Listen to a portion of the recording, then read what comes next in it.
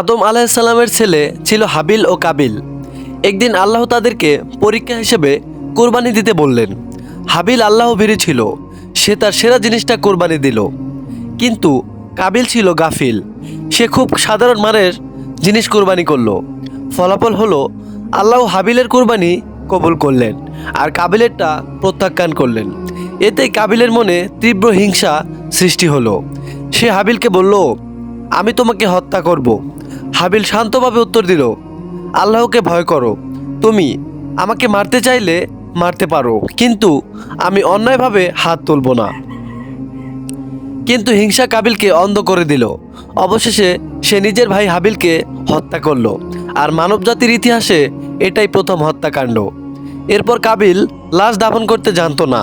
তখন আল্লাহ একটি কাক পাঠালেন, যে আরেক মৃত কাককে মাটি দিয়ে ঢেকে দেখালো। কাবিল বুঝলো তার অপরাধ কত বড় ছিল।